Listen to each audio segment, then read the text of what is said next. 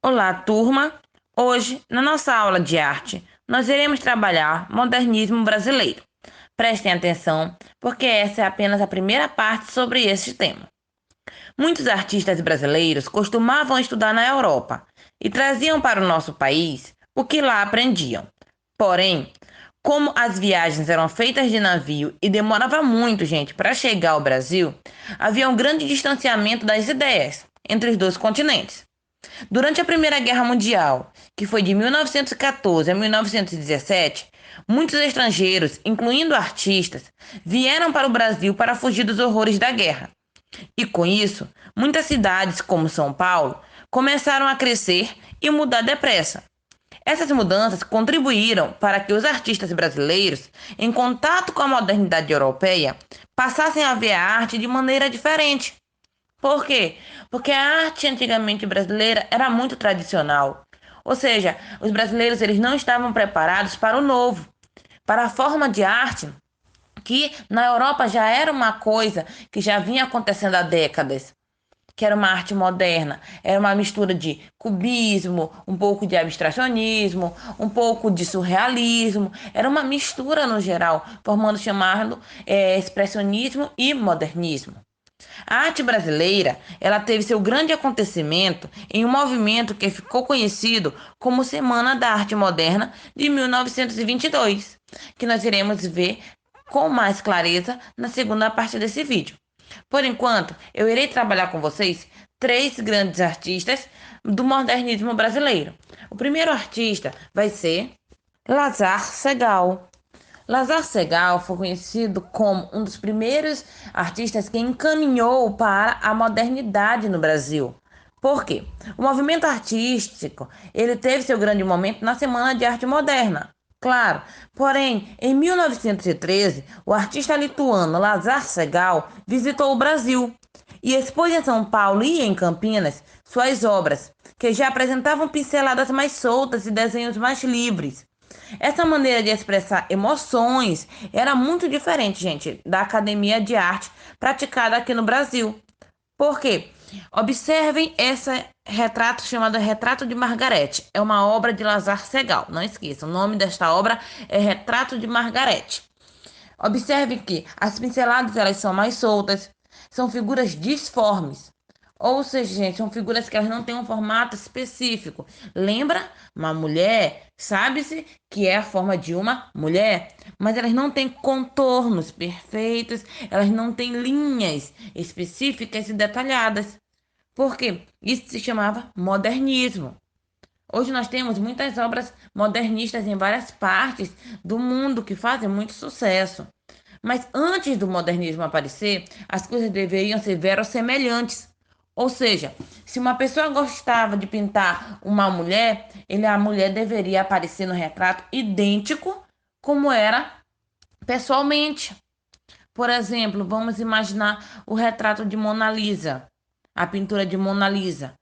Leonardo da Vinci pintou Mona Lisa, retratando basicamente ela como ele estava vendo, como tentando retratar o mais verossemelhante possível da realidade, ela.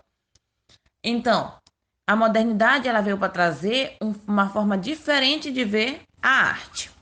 Lazar Segal, gente, ele nasceu em 1891 na Lituânia. Aos 15 anos, ele mudou-se para Berlim, na Alemanha, onde ele estudou belas artes. Ele desenvolveu um estilo próprio, que aos poucos passou de impressionista a expressionista. Visitou o Brasil em 1913, onde expôs seus trabalhos, e para onde se mudou 10 anos depois. Segal morreu em São Paulo em 1957 e em 1967, a casa onde o pintor morava, da capital paulista, foi transformada em um museu. Hoje é conhecido como Museu Lazar Segal. Nós temos agora a nossa segunda artista, que foi Anita Malfatti. Anita Malfatti, ela foi vista no Brasil como um marco. Primeiro por ela ser mulher. Era muito difícil antigamente uma mulher ter espaço tanto na pintura ou em qualquer área na sociedade brasileira. Era uma sociedade mais masculina, tudo era mais os homens que faziam, era a política, eram os homens, a arte era mais os homens. Então, teve algumas mulheres que quebraram esse padrão. Outro fato importante para a arte brasileira aconteceu em 1917, quando a artista Anita Malfatti, após voltar de seus estudos na Alemanha, expôs seus trabalhos expressionistas em São Paulo. Assim como os artistas expressionistas alemães, ela usou cores fortes, linhas curvas e figuras disformes em suas obras. Já expliquei para vocês o que são figuras disformes. Observem uma obra dela aqui chamada de O Homem Amarelo. Observamos que é um homem que retrata um homem, porém vemos, ó, observem perto da orelha dele, não tem uma linha, um contorno exato.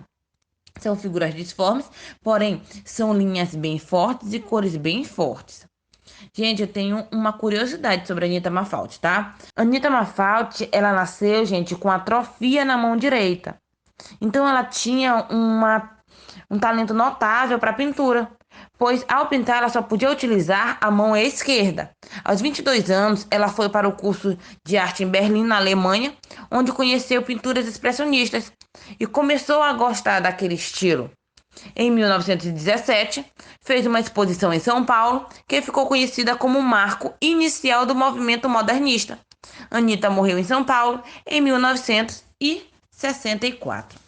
Vamos agora ver um outro artista, agora brasileiro, que realmente, para poder colocar sua forma de ver a arte, um novo modo modernista de expressar a arte, teve que quebrar muitas barreiras, pois esse tipo de arte ele não era conhecido no Brasil, que foi o artista Di Cavalcanti.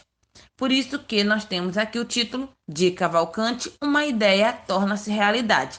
Um dos objetivos dos artistas do movimento modernista era sintonizar o Brasil com as mudanças estéticas que ocorriam na Europa. Essa não era, gente, uma tarefa fácil. Por quê? Porque eles tinham que enfrentar um público que não estava preparado para essas transformações. Como eu falei para vocês, é o caso de Cavalcanti. O público brasileiro estava acostumado a uma forma de arte e ele trouxe um novo olhar sobre a arte.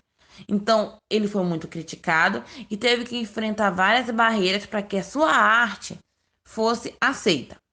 Em 1921, o pintor Di Cavalcanti realizou em São Paulo uma exposição que foi o primeiro passo para a realização dessa ideia.